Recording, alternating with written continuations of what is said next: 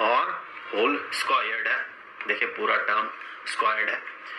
अब इससे आगे g into M divided by, इस r को अगर ब्रैकेट से बाहर ले जाते हैं, चूंकि यहाँ पर स्क्वायर है तो ये बन जाएगा r स्क्वायर्ड इंटू ये वाला टर्म इसका square, so 1 plus h divided by r whole squared.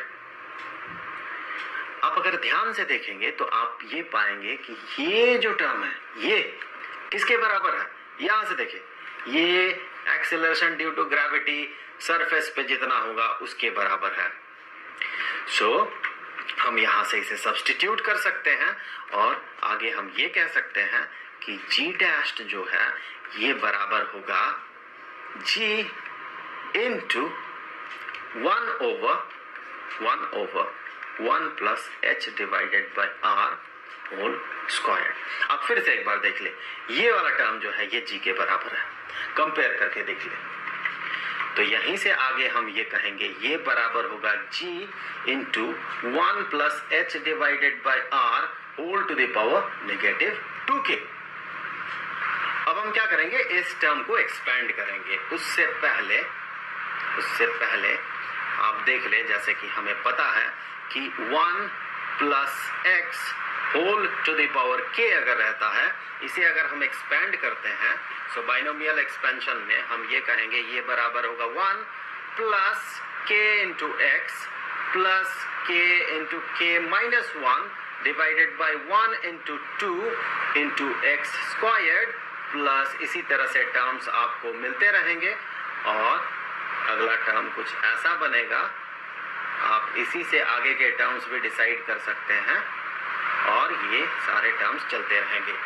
तो अगर हम इसे एक्सपेंड करते हैं तो देखिए हमें क्या मिलेगा अल्टीमेटली। तो यहाँ से हम कह सकते हैं कि हम क्या पता लगा रहे थे, g डैश्ड।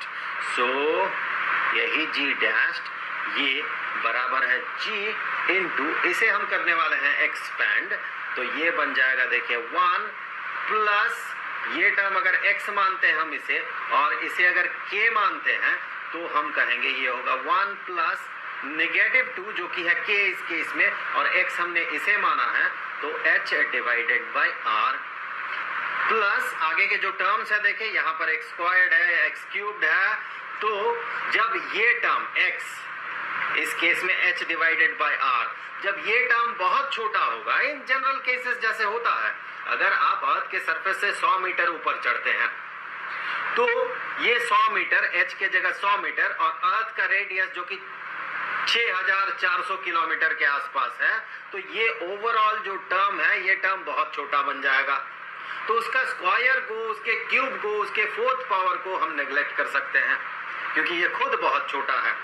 तो उसी तरह से जब कंपैरेटिवली ये बहुत छोटा होगा h हाइट r के रेस्पेक्ट में, तब हम उसे इग्नोर कर सकते हैं।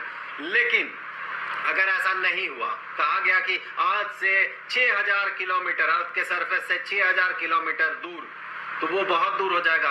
अर्थ के सेंटर से सरफेस तक का डिस्टेंस 6000, वहां से फिर 6000, तो यहाँ पर r भी 6000 और h भी 6000 होगा। तो यहाँ पर h को r के रेस्पेक्ट में इग्नोर हम नहीं कर सकते हैं।